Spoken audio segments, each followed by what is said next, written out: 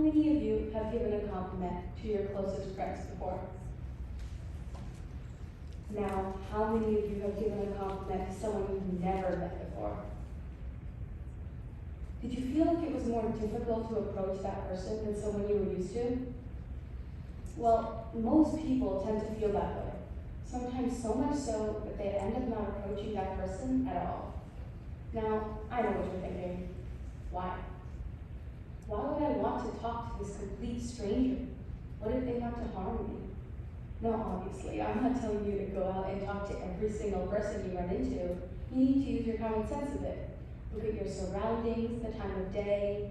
Talking to someone new at school or work would make much more sense than trying to talk to some sketchy-looking dude in the middle of an alley, right? But what people might not realize is that mental and emotional thoughts play just as big of a role as the fear of physical harm. Judgment, rejection. These are two strong emotions we feel when we try to approach someone new. Something that contributes to these feelings is something called the liking gap. The liking gap is what you think someone else's opinion of you is compared to their actual opinion of you. Surprisingly, most people underestimate how much others enjoy their company. Because of this self-doubt, they end up sticking to themselves instead of sparking a possible conversation. Gillian Sandstorm, a psychologist from the University of Essex, conducted research for over 10 years and found that people are nervous about talking to strangers. But after engaging in a conversation, both people realize that they actually end up having a good time together. And I'll admit, I had definitely felt the effects of the liking gap before.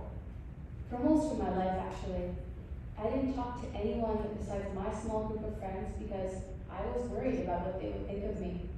And because of the liking gap, I stopped myself from talking to new people. But this year, I thought, I'm starting to get this new school with new teachers and new classmates. I might as well make some new friends while I'm at it. However, not everyone feels the same way. I've seen so many people limit conversations with their peers without even knowing. The number one go-to to avoid interaction is our phones. Sandstorm says that people use social media and use their phones to sort of avoid having too much face-to-face interactions with people. Raise your hand if the first thing you do whenever you're alone in a line is whip out your phone. Right. Our first instinct when we get in that line, or anywhere without our friends really, is to pull out that phone. Why is that? Why don't we try to speak to whoever is next to us and instead go check what new notifications you have, if any? Well, Nicholas Epley and Juliana Schreiber, behavioral scientists at the University of Chicago, found that most participants of social experiments thought talking in places where people don't usually talk would mean rejection of conversation. Some of these places include public transportation, elevators, and lines. But contrary to their expectations, the strangers were actually receptive, curious, and pleasant to talk to. Epley also found that people thought a train ride was much more pleasant when they interacted with other passengers, rather than, say, reading a book by themselves. To further demonstrate the benefits of communication, Sandstrom and her colleague, Elizabeth Dunn, a psychologist at the University of British Columbia, performed a social experiment in 2013 at a local Starbucks. They told a group of people to give their order while interacting with the barista as much as possible, while another group was told to do the complete opposite. Dunn says, "We found that people who were randomly assigned to turn this economic transaction into a quick social interaction left Starbucks in a better mood.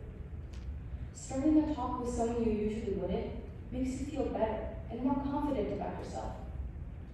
And if you're still nervous about chatting with someone, that's okay. You don't have to engage in a verbal conversation to feel like a part of your community. Sometimes just body language is enough."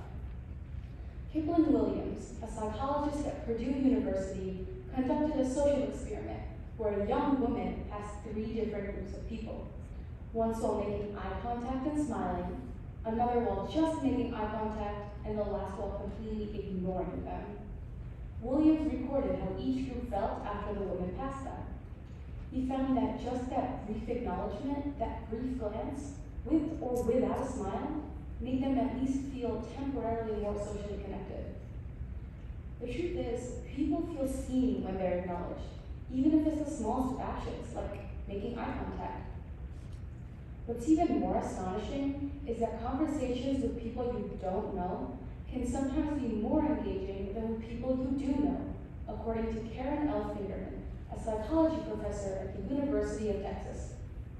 She says, conversations are more stimulating with strangers than with people you know well.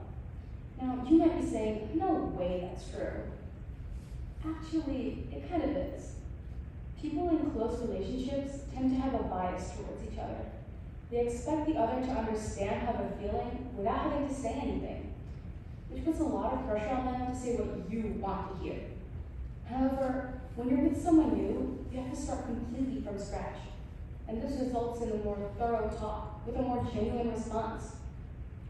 After digging deeper into this topic of communication, I realized that I've started engaging with other people more and more, and gotten my friend to do it too. Whenever we go out together, we make sure to compliment at least two other complete strangers. For all the times we've done it, once at a local H&M, another at Times Square, we've always gotten a positive response, whether it be a thank you, a small smile, or even a compliment back. And if I can do it, so can you. Walk out of this auditorium today. Just give it a try. I think you'll both be rewarded. Next time you find yourself at the right place, at the right time, with the right people, try taking a chance. Try catching their eye, waving, or just smile. If you're feeling brave enough, go ahead and give that compliment. One small gesture is all it takes to make an impact on someone else's life and your own. Thank you.